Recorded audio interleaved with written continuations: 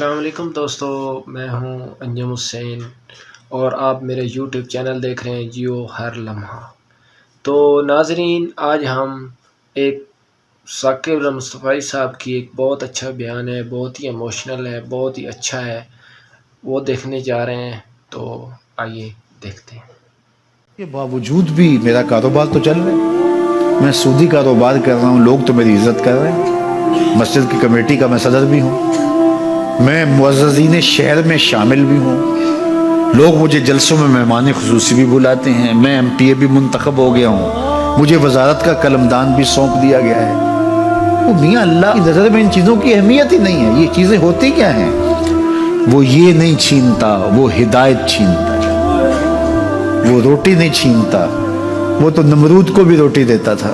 اس نے کبھی سورج کو منع نہیں کیا کہ اس کے گھر میں روشنی نہ کر، یہ حامان کا گھر ہے، یہ قارون کا گھر ہے، یہ میرے دشمنوں کا گھر ہے، اس کے گھر میں روشنی نہیں ہونی چاہیے۔ چاند کو کہتا ہے اپنی کرنیں بکھیر، سورج کو کہتا ہے اپنی روشنی بکھیر۔ جس طرح باجزید کے گھر میں روشنی ہوتی ہے، اس مکار کے گھر میں بھی ایسی روشنی ہوتی ہے، فرق نہیں پڑتا۔ تو وہ کرم نوازیاں تو نہیں رکتی، لیکن اللہ جب کسی سے ناراض ہوتا ہے تو اس سے ہدایت کی توفیق سلب کر لیتا ہے، تو اعلان جنگ ہوتا ہے۔ تو پھر وہ ٹکرے بھی مار رہا ہو تو اس کی رسم کی نماز ہوتی ہے، اس کا ماتھا جھک رہا ہوتا ہے، دل نہیں جھک رہا ہوتا، کیونکہ ہدایت سلب کر لی گئی۔ جب اندر سے روح ہی نکال لی جائے تو باقی بچتا کیا ہے؟ یہ بات ذہن میں رکھیے گا کہ اللہ تعالیٰ جل شانہ نے ہمیں جن کاموں سے روکا ہے، جن کاموں سے منع کیا ہے، ان کاموں کے کرنے میں ہمیں کبھی بھی بھلائی اور خیر نہیں مل سکتی۔ یہ ہم جب اچھی طرح سے ذہن نشین کر لیں، اگر اللہ پر ہمارا یقین اور یقیناً اس پر ہمارا ایمان ہے، تو پھر وہ امر جو اللہ کی طرف سے جن سے روک دیا گیا، تو ہم کبھی بھی ان کے قریب تک نہ جائیں، اور جن کاموں کے کرنے کا اسے حکم دیا گیا اس کی حکمتیں نہ بھی ہمیں معلوم ہو۔ آج جدید سائنس تحقیقات کرتی ہے تو ہمارے سامنے آتا ہے کہ وضو کے کیا فوائد ہیں۔ آج ہمیں لوگ بتاتے ہیں کہ جناب آپ امامہ باندھیں گے تو سن سٹروک سے بچ جائیں گے۔ آج دنیا تحقیق اور جستجو کر کے نماز اور دوران خون اور جو ہے وہ نماز کی برکتیں اور کتنی بیماریوں سے نماز کے ذریعے سے بچنے کی کہانیاں سناتے ہیں۔ اچھی بات ہے، نماز سے صحت پہ اثر پڑتا ہے، یہ اچھی بات ہے کہ وضو سے بہت ساری بیماریوں سے نجات ملتی ہے، یہ اچھی بات ہے کہ سر پہ امامہ باندھ لے تو سن سٹروک سے بچ جاتے ہیں، یہ اچھی بات ہے کہ آپ روزہ رکھتے ہیں تو کینسر جیسے امراض سے آپ کا بچاؤ ہوتا ہے، یہ اچھی بات ہے کہ فلاں عمل کرتے ہیں تو فلاں ہوتا ہے۔ لیکن صاحب، ہم سن سٹروک سے بچنے کے لیے امامہ نہیں باندھتے، ہم محمد عربی کی ادا کے لیے باندھتے ہیں۔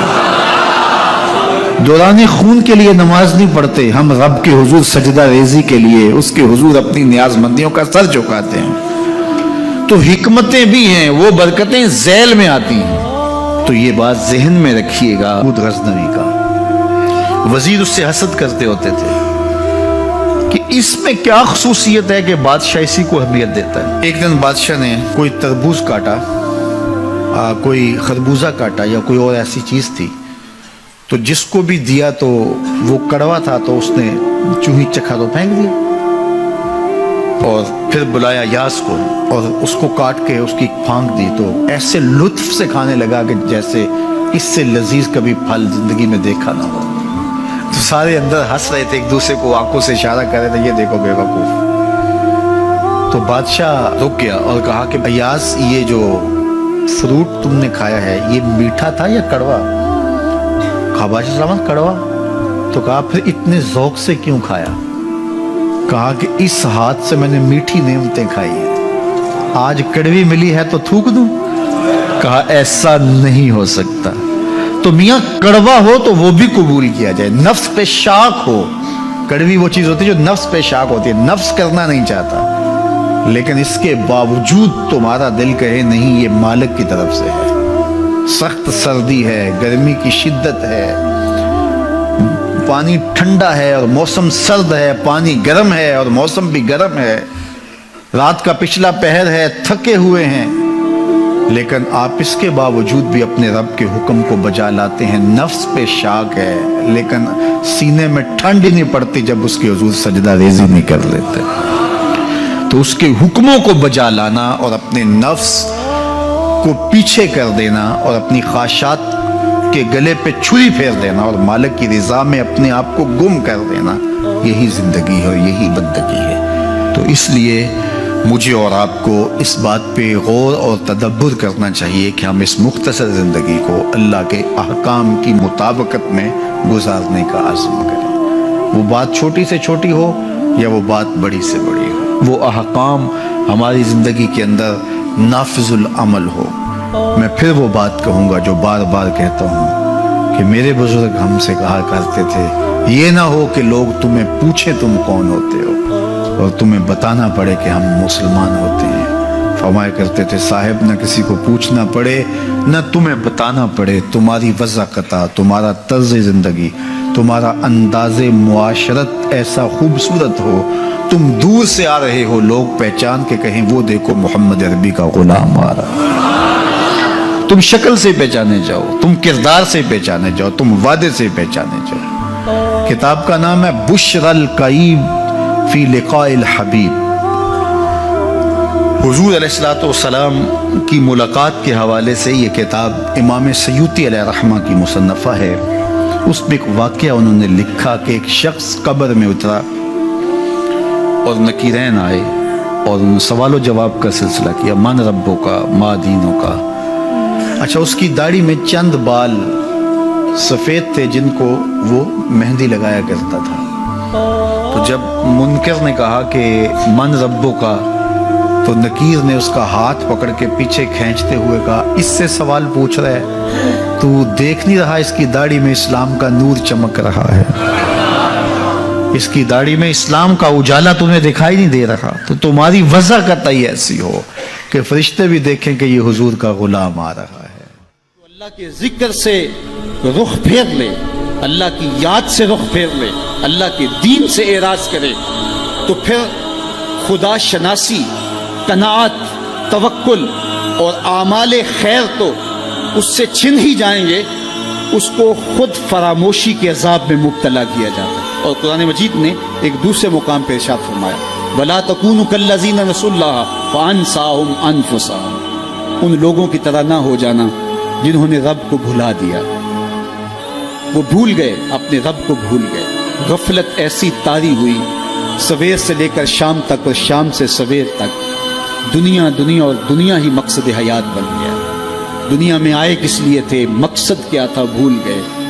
میلہ دیکھنے کے لیے آئے تھے، گھر کا راستہ بھول گئے. اللہ اکبر. تو فرمایا تم ان لوگوں کی طرح نہ ہو جانا. پھر اللہ نے انہیں سزا کیا دی. رزق کے دروازے بند کر دیے؟ نہیں. ان کی سانسیں چھین لی؟ نہیں. سورج کو حکم دے دیا اس کے آنگن میں روشنی نہ بھیجنا؟ نہیں. چاند کو چاندنی بکھیرنے سے روک دیا؟ نہیں. آب و ہوا روک دی گئی؟ نہیں. انہیں کیا سزا ملی جنہوں نے رب کو بھلا دیا؟ فرمایا فَأَنسَاهُمْ أَنفُسَهُمْ. اللہ نے انہیں ان کی ذاتوں سے انہیں بے خبر کر دیا. جو خدا فراموش ہوئے وہ خود فراموش ہو گئے. انہیں اپنے آپ سے ہی آگاہی نہ رہی. اور مجھے بتاؤ، جسے یہ بھی نہ پتا ہو کہ میں کون ہوں، اپنی شناخت جو بھول جائے، اس کے پلے ہوتا کیا ہے؟ اقبال نے کہا تھا نا، اپنے من میں ڈوب کر پاجا سراغ زندگی. تو میرا نہیں بنتا تو نہ بن، اپنا تو بن. مجھے بتائیے 6 فٹ کا جوان ہو، قدے رانا رکھتا ہو، اس کی آنکھیں عقابی ہوں، ماتھا کشادہ ہو، رنگ چمک رہا ہو، ہونٹ گلابی ہوں، لیکن اس کی قمیص کے پیچھے گھر کا ایڈریس لکھا ہو کہ کسی کو ملے تو اس ایڈریس پہ پہنچا دے، تو آپ اس کا چہرہ دیکھ کے کہتے ہیں واہ کیا جوان رانا ہے، کیا اس کے ہونٹ گلابی ہیں، کیا نرگسی آنکھیں ہیں، کیا خوبصورت چہرہ ہے، کیا شمشاد قد ہے. لیکن اچانک نظر پڑی تو اس کے گھر کا ایڈریس اس کی قمیص کے پیچھے لکھا تھا. آپ نے کہا میں نے دور سے دیکھا، اس کا تو توازن عقلی ہی ٹھیک نہیں، یہ تو بیچارہ جو ہے وہ پاگل ہے. تو قد کاٹ ہونے کے باوجود گھر کا ایڈریس پیچھے لکھ دیا گیا. تو اب ہر کوئی سمجھتا ہے کہ یہ بیچارہ فہم و ادراک کے نور سے خالی ہے، قدِ رانا پہ ترس آنے لگ جاتا ہے، اور وہ آنکھیں جن میں ڈوب جانے کو جھیل جیسی آنکھوں میں غوطہ لگانے کو جی چاہتا تھا، تو اب ترس آنے لگ جاتا ہے کہ یہ بیچارہ تو خود فراموش ہے۔ اللہ فرماتا ہے جس نے رب کو بھلا دیا، تم یہ نہ دیکھو اس کے بنگلے کتنے ہیں، یہ نہ دیکھو اس کے پاس کوٹھیاں کتنی ہیں، یہ نہ دیکھو اس کی چمکتی ہوئی کتنی لمبی گاڑی ہے، یہ نہ دیکھو کہ عالی نسب ٹاؤن کے اندر اس کا گھر ہے، یہ نہ دیکھو اس کا بینک بیلنس کتنا ہے، ہاں یہ بھی نہ دیکھو اس کے پاس وزارت کا قلم دان ہے، یہ بھی نہ دیکھو کہ یہ وزارت عظمیٰ کی کرسی پہ بیٹھا ہوا ہے، یہ بھی نہ دیکھو کہ اقتدار کی مسند پہ جھولتا ہے، یہ بھی نہ دیکھا ہو کہ یہ ڈائس پہ کھڑے ہو کے نعرے لگاتا ہے، لوگ آگے سے جواب دے کے واہ واہ کے ڈونگرے برساتے ہیں۔ کہا اس کی قمیض کے پیچھے لکھا ہوا ایڈریس پڑھ لو، فَأَنْسَاهُمْ أَنفُسَهُمْ، یہ وہ شخص ہے کہ جو اپنا پتہ بھول چکا ہے، جسے پتہ ہی نہیں کہ میں کون ہوں، اس دنیا پہ آیا کیوں، جو آ کے بھول گیا ہے، اسے گھر کا رستہ ہی نہیں مل رہا، اور یہ بھاگا پھر رہا دنیا کے اندر۔ کیا بتائیں احباب کیا کارنامیاں کر گئے، بی اے کیا، نوکر ہوئے، پینشن ملی اور مر گئے، زندگی کا مقصد ہی نہیں ملا۔ کہا جو اس دنیا میں اندھا رہا، کل قیامت کے دن بھی نابینا اٹھایا جائے گا۔ اس سے ان آنکھوں کی بے نوری مراد نہیں ہے، اس سے دل کی بے نوری مراد ہے۔ اسی لیے اقبال نے کہا تھا دل بینا بھی کر طلب خدا سے، کہ آنکھ کا نور دل کا نور نہیں ہے، آنکھ کا نور اور ہے، دل کا نور اور ہے۔ تو ہم دنیا کی مادی چمک کو دیکھتے ہیں، میرا مالک کہتا تمہارا دل ستھرا ہونا چاہیے، تمہارا منہ کالا ہو تو کوئی بات نہیں ہے، دل کالے نالوں منہ کالا چنگا، جے کو یہ رمز پچھانے ہو۔ اصل تو دل کی پاکیزگی ہے، اور دل رب کے ساتھ وابستہ ہو، اس کے رسول کے ساتھ وابستہ ہو۔ تو جس نے اللہ کے دین سے رخ پھیرا، اعراض کیا، تو پھر اس کا نتیجہ کیا ہو کہ اس کی زندگی تلخ ہو جائے گی۔ تو اس طرح مزید اچھی ویڈیو حاصل کرنے کے لیے ہمارے یوٹیوب کو چینل کو سبسکرائب کریں اور بیل آئیکن کو پریس کریں۔ شکریہ، اللہ حافظ۔